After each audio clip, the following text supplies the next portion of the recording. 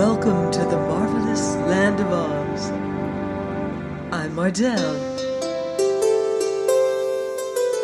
reading The Land of Oz by L. Frank Baum.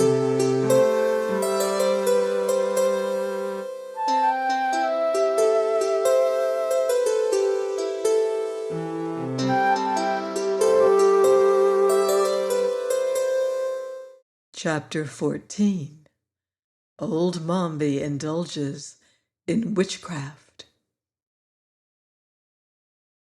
They soon discovered that the sawhorse limped, for his new leg was a trifle too long, so they were obliged to halt while the Tin Woodman chopped it down with his axe, after which the wooden steed paced along more comfortably.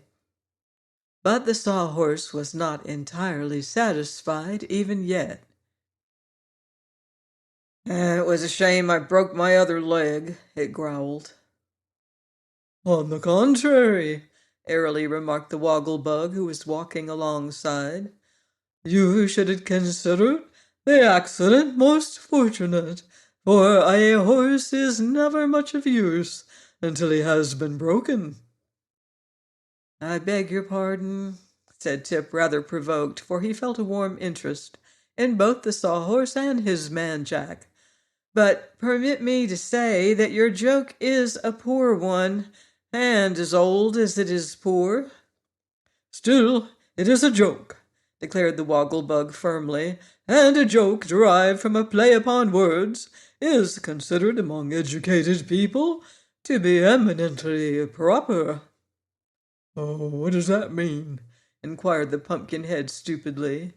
"It means, my dear friend," explained the Woggle-Bug, "that our language contains many words having a double meaning, and that to pronounce a joke that allows both meanings of a certain word proves the joker a person of culture and refinement, who has, moreover, a thorough command of the language." "I don't believe that," said Tip plainly. "Anybody can make a pun." "Not so," rejoined the Woggle-Bug stiffly. "It requires education of a high order. Are you educated, young sir?" "Not especially," admitted Tip. "Then you cannot judge the matter. I myself am thoroughly educated, and I say that puns display genius. For instance, were I to ride upon this sawhorse, he would not only be an animal, he would become an equipage, for then he would be a horse and buggy." At this, the Scarecrow gave a gasp, and the Tin Woodman stopped short and looked reproachfully at the Woggle-Bug. At the same time, the Sawhorse loudly snorted his derision, and even the Pumpkinhead put up his hand to hide the smile which, because it was carved upon his face, he could not change to a frown. But the Woggle-Bug strutted along as if he had made some brilliant remark, and the Scarecrow was obliged to say, "I've heard, my friend, that a person can become overeducated, and although I have a high respect for brains, no matter how they may be arranged or classified, I begin to suspect that yours are slightly tangled. In any event, I must beg you to restrain your superior education while in our society." "We are not very particular," added the Tin Woodman, "and we are exceedingly kind-hearted. But if your superior culture gets leaky again—" He did not complete the sentence, but twirled his gleaming axe so carelessly that the Woggle-Bug looked frightened and shrank away to a safe distance. The others marched on in silence, and the highly magnified one, after a period of deep thought, said in an humble voice, "I will endeavor to restrain myself." "That is all we can expect," returned the Scarecrow pleasantly, and good nature being thus happily restored to the party, they proceeded upon their way. When they again stopped to allow Tip to rest, the boy being the only one that seemed to tire. The Tin Woodman noticed many small round holes in the grassy meadow. "This must be the village of the field mice," he said to the Scarecrow. "I wonder if my old friend, the Queen of the Mice, is in this neighborhood." "If she is, she may be of great service to us," answered the Scarecrow, who was impressed by a sudden thought. "See if you can call her, my dear Nick." So the Tin Woodman blew a shrill note upon a silver whistle that hung around his neck, and presently a tiny gray mouse popped from a nearby hole and advanced fearlessly toward them. For the Tin Woodman had once saved her life, and the Queen of the Field Mice knew that he was to be trusted. "Good day, Your Majesty," said Nick politely, addressing the mouse. "I trust you are enjoying good health." "Thank you. I am quite well," answered the Queen demurely as she sat up and displayed the tiny golden crown upon her head. "Can I do anything to assist my old friends?" "You can indeed," replied the Scarecrow eagerly.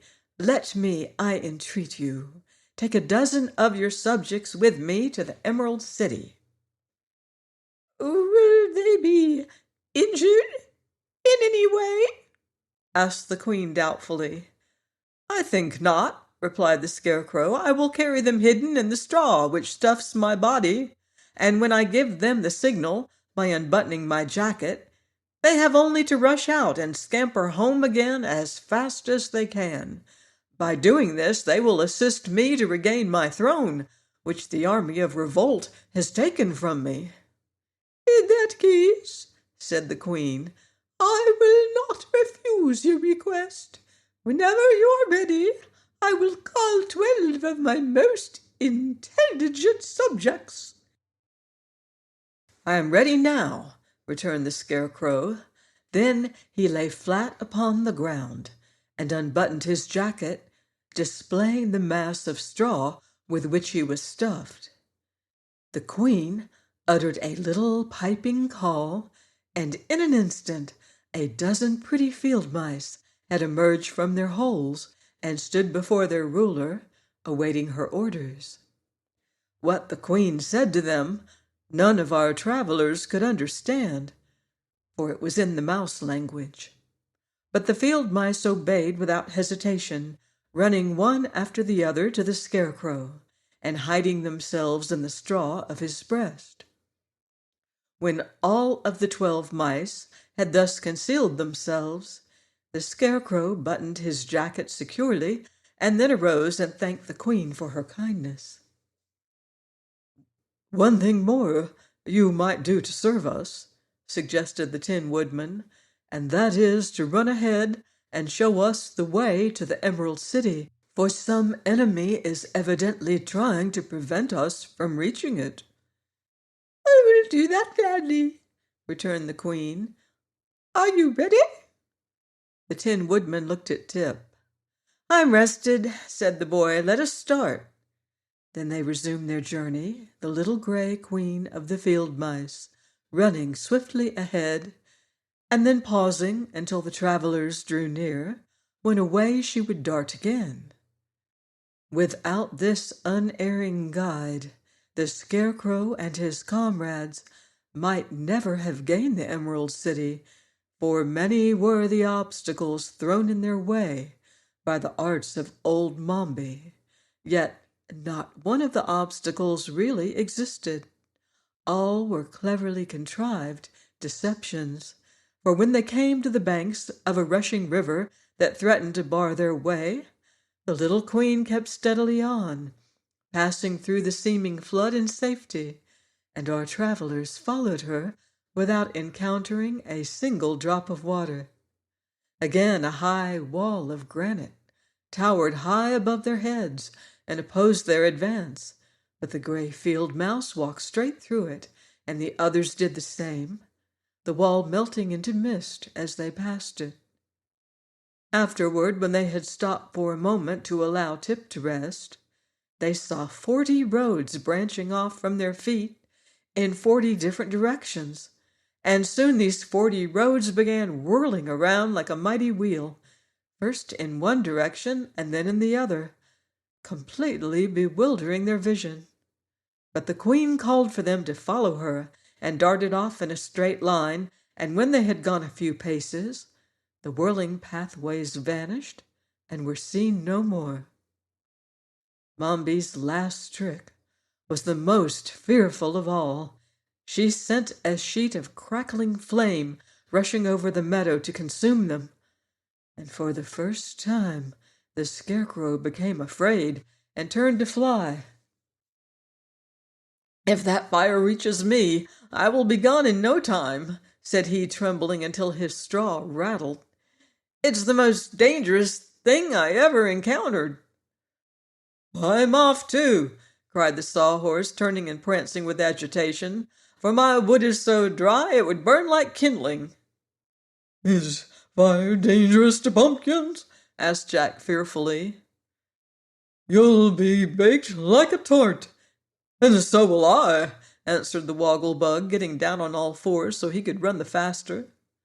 But the Tin Woodman, having no fear of fire, averted the stampede by a few sensible words. "Look at the field mouse," he shouted. "The fire does not burn her in the least. In fact, it is no fire at all, only a deception." Indeed, to watch the little queen march calmly through the advancing flames restored courage to every member of the party, and they followed her without even being scorched.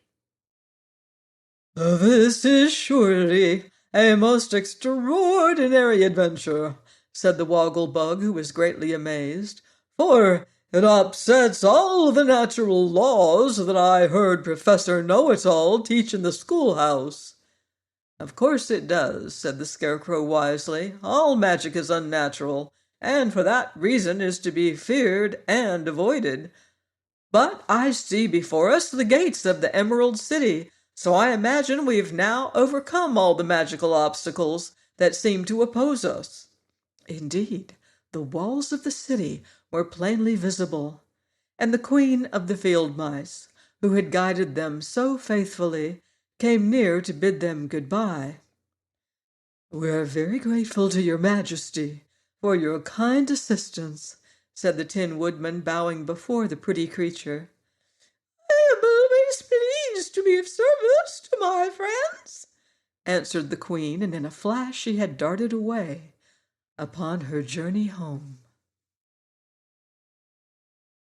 Please join me next week and find out what happens next on the marvelous land of Oz. Goodbye for now. See you in Oz.